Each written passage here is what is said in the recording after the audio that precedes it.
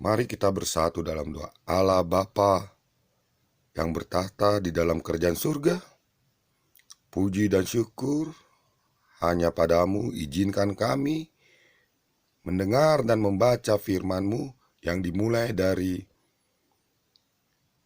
Kitab Kejadian 15.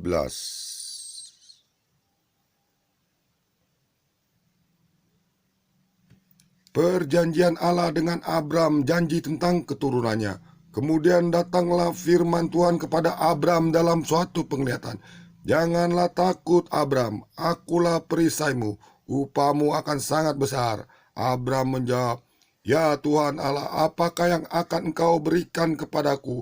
Karena aku akan meninggal dengan tidak mempunyai anak. Dan yang akan mewarisi rumahku ialah Eliezer, orang Damsyik itu. Lagi kata Abram, engkau tidak memberi kepadaku keturunan, sehingga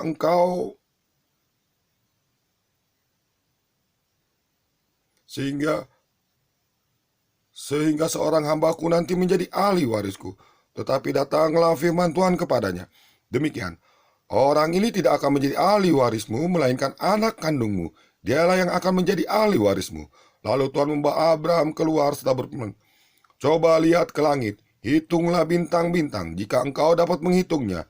Maka firman-Nya kepadanya, demikianlah banyaknya nanti keturunanmu. Lalu percayalah Abram kepada Tuhan, maka Tuhan memperhitungkan hal itu kepadanya sebagai kebenaran. Lagi firman Tuhan kepadanya, akulah Tuhan yang membawa engkau keluar dari Ur Kasdim untuk memberikan negeri ini kepadamu menjadi milikmu. Kata Abram, ya Tuhan Allah, dari manakah aku tahu bahwa aku akan memilikinya? Firman Tuhan kepadanya, ambillah bagiku seekor lembu betina berumur 3 tahun, seekor kambing betina berumur 3 tahun, seekor domba jantan berumur 3 tahun, lalu seekor burung tekukur, dan seekor anak burung merpati. Diambilnyalah semuanya itu bagi Tuhan, dipotong dua, lalu diletakkannya bagian-bagian itu yang satu di samping yang lain, tetapi burung-burung itu tidak dipotong dua. Ketika burung-burung buas singgah pada daging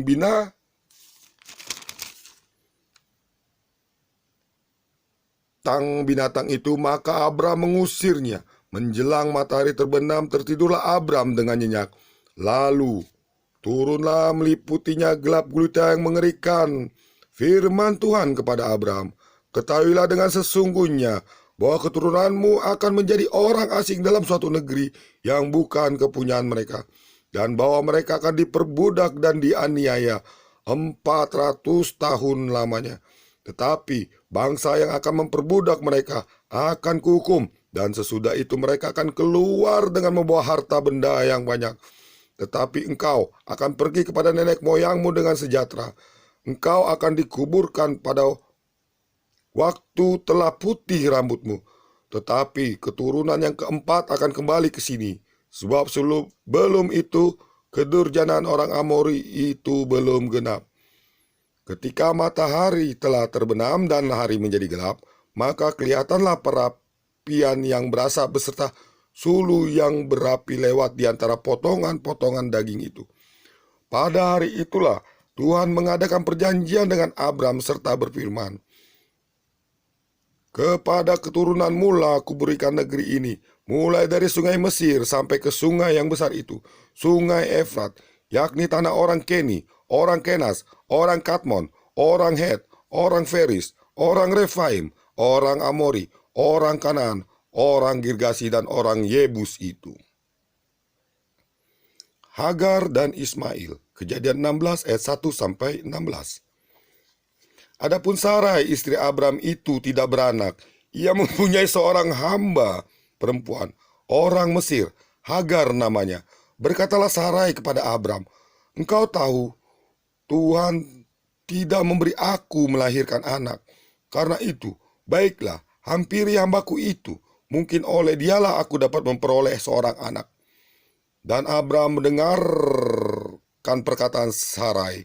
Jadi Sarai, istri Abram itu mengambil Hagar hambanya, orang Mesir itu, yakni ketika Abram telah 10 tahun tinggal di tanah Kanaan, lalu memberikannya kepada Abram, suaminya, untuk menjadi istrinya.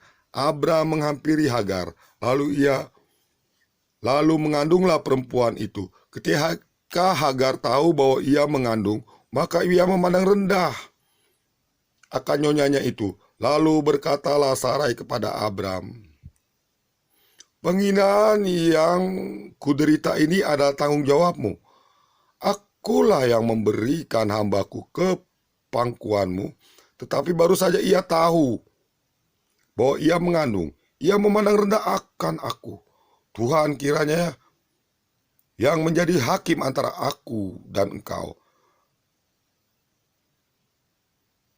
Terima kasih, dilanjutkan nanti.